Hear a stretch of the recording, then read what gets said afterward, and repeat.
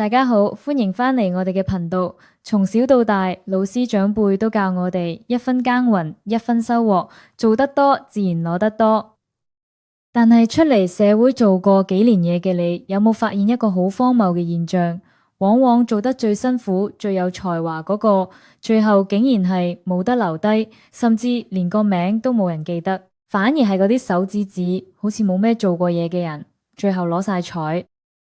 其實呢個唔係你唔夠運，只係你唔識權力的48條法則入邊嘅第7條，讓別人為你效勞，將功勞記在自己名下。今日我哋就用歷史上最經典嘅故事，講下呢條法則到底有幾成功，又有幾殘酷。喺法則1，我哋講過路易14與財政大臣叫富海嘅故事，佢起咗一個好靚嘅城堡叫做唯恐宮，然後搞咗一個極度奢華同豐盛嘅宴會，仲請咗路易14嚟參加。就係呢個事件啦，令到國王非常之妒忌啊！宴會第2日，路易14唔單止冇讚佢，仲即刻以貪污罪名拉咗富海，將佢打入冷宮。最後富海喺監獄度過餘生。但係故事最精彩嘅部分依家先開始。路易14做咗一件完美演繹第7條法則嘅事。路易14雖然憎富海，但係佢好識貨，佢即刻將富海原本用開嗰個神級團隊，包括建築師、園藝師、室內設計師，全部打包挖角過嚟。路易14同呢班人講：你哋幫富海整嗰個唯恐宮係幾靚，但係個宮殿太細啦。我要你哋用同樣嘅才華幫我起一座震驚全世界嘅宮殿。結果係點？呢班人就係後來起出凡爾賽宮嘅原班人馬。凡爾賽宮起好之後，全世界都讚嘆路易14嘅偉大，話佢係太陽王，品味非凡。但事實係點？路易14連一塊磚都冇搬過，設計圖都未必識畫，佢只係做咗一件事，殺咗個出錢出力嘅人，搶走佢個團隊，然後將所有人嘅心血包裝成自己嘅天才構想。至於富海，歷史書只會話佢係個貪官，冇人記得凡爾賽宮嘅原型其實係出自佢嘅團隊。如果話路易14係明刀明槍咁搶，咁文藝復興時期嘅畫家亞薩里 Giorgio Vasari 就係陰濕界嘅鼻祖。亞薩里係當時好出名嘅畫家同建築師，特別受美第奇家族重用。你要知道，畫大型濕壁畫係好辛苦噶，要爬高爬低，又要調色又要打底。亞薩里咁聰明，點會自己做？佢收咗一大班學徒，呢一班後生仔為咗學嘢，日以繼夜咁幫佢畫草圖、上底色，甚至畫埋大部分嘅背景。亞薩里通常幾點出現呢？就係幅畫完成咗90%嗰陣，佢會斯斯然行入去，攞起支筆喺最顯眼嘅位置加幾筆關鍵線條，或者修飾下個人樣，最後大大隻字簽自己個名上去。對外佢就宣稱呢幅宏偉巨作係佢親手創作。更絕嘅係亞薩里唔單止搶學徒功勞，佢仲寫咗本好出名嘅書叫《藝苑名人傳》。呢本書表面上係介紹唔同嘅藝術家，實際上係佢嘅公關宣傳稿。佢喺書入邊狂吹自己有幾勁，同時有意無意咁貶低其他對手，甚至將其他畫家嘅作品偷偷覆蓋，刻上自己個名。佢利用文字嘅力量將歷史改寫，令後世覺得佢先係大師，而真正做得辛苦嗰班人就變成咗無名氏。呢個就係讓別人為你效勞嘅極致歷史故事。好啦，聽完古人嘅手段，你可能會話乜古時啲人都咁蠱惑噶？其實我話你知，呢啲事喺今日嘅職場每日都上演緊，尤其係大公司嘅專案團隊。試想象下，有一間公司嘅 IT 部門主管叫阿 Ken， 公司管理層最近話要搞數碼轉型，要佢帶住成班兄弟完成呢一個專案。佢哋通頂咗半年，由零開始寫咗個好勁嘅全自動化系統。